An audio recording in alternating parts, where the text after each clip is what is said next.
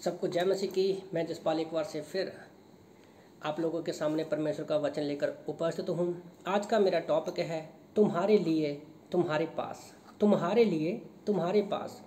प्रेरितों के काम अध्याय 3 वचन 20 में प्रभु का वचन कहता है, और वह यीशु को भेजे जो तुम्हारे लिए पहले से ही मसीह ठहराया गया था।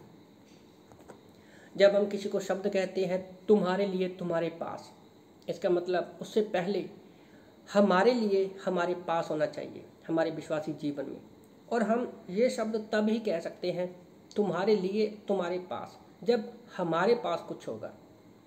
हमारे विश्वासी जीवन में हमारे एक क्या है कि अगर हम परमेश्वर से डेली लेते हैं, हमारे पास प्रभु से हम एवरी डे लेते हैं, प्रार्थना में, वचन में, संगति से, वचन से, बाइबल से, तब ही क्या है हम जब लेते हैं तब ही हम लोगों को दे सकते हैं।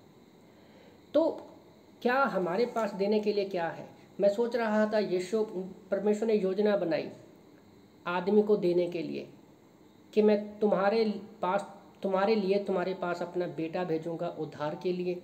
मैं अपना इकलौता बेटा दूंगा। और परमेश्वर ने अपना पवित्र आत्मा भी भेजा हमारी सहायता के लिए। और आज हर एक क्षेत्र में पवित्र आत्मा हमारी सहायता करता है। पर ज़्यादातर लोग क्या लेना चाहते हैं? जैसे प्रेरितों के काम अध्याय 3 वचन 14 वचन में पढ़ते हैं कि लोगों ने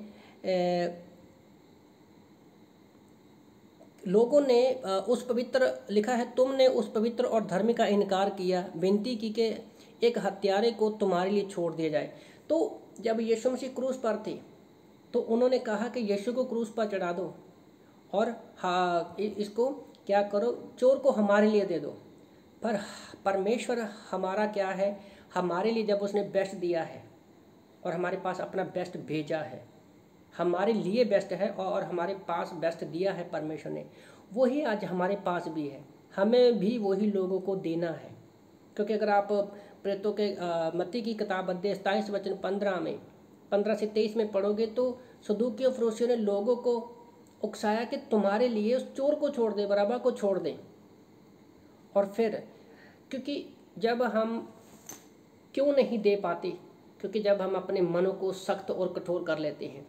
जैसे हम लोग देखते हैं कि तुम्हारे प्रेरितों के काम अध्याय 3 वचन 26 में लिखा है कि परमेश्वर ने अपने सेवक को उठाकर पहले तुम्हारे पास भेजा कि तुम में से हर एक को उनकी बुराइयों से फेर कर आशीष दी। तो इजरायली लोगों के पास परमेश्वर ने वचनों के द्वारा बातें की, भविष्यकर्ताओं के द्वारा बातें की, अलग अलग रूप में उद्धारकर्ता के बारे में, यीशु मसीह के बारे में बताया कि मैं तुम्हारे लिए तुम्हारे पास एक उद्धारकर्ता भेजूंगा। उनको पता होने के बावजूद भी उन्होंने अपने मनों को कठोर किया और यीशु मसीह को क्रूस पर चढ़ाया। और जब उन्होंने मन को कठोर किया तो परमेश्वर, उनके पास कुछ भी नहीं था पूरे संसार को देने के लिए। परमेश्वर ने इजराइल जो है पूरी दुनिया के सेंटर में है, परमेश्वर ने उनको बेस्ट दिया था और बेस्ट भेजा था कि वो पूरी दुनिया में जाकर क्या करे, परमेश्वर के सुसमाचार को बांटे। पर उन लोगों ने अपने मन को कठोर किया, अपने लिए उन्होंने चोर को चुना। पर हम अपने विश्वासी जीवन में ऐसा नहीं कर सकते। आज परमेश्वर ने हमें उद्धार दिया है, पवित्र आत्मा दिया है जो हम कभी नहीं खोएंगे। तो जो हमारे पास हमारे लिए हमारे पास है वही हम लोगों को, हम परमेश्वर कहता है कि हम लोगों को बोल सकते हैं कि तुम्हारे लिए तुम्हारे पास आई है। जैसे वचन प्रेरितों के काम 30-20 में हमने पढ़ा कि परमेश्वर ने उत्पत्ति से पहले ही हमारे लिए यीशु मसीह को हमारे पास भेजा। तो आज इस छोटे से मैसेज के द्वारा मैं आपको उत्साहित करना चाहता हूँ कि हमारे पास हमारे लिए हमारे पास क्या है? ये बाइबल है, वचन है, पवित्र आत्मा है। तो वो चीज़ हमें लोगों को देनी है। उसी तरह जब हम प्रार्थना करते हैं सुसमाचार के मामले में, अनुग्रह के मामले में, तब ही हम कह सकते हैं कि मेरा प्रेम, अनुग्रह, प्रार्थना तुम्हारे लिए है, मैं तुम्हारे पास आता हूँ। वो तभी बोलना अगर हमारे लिए हमारे पास है।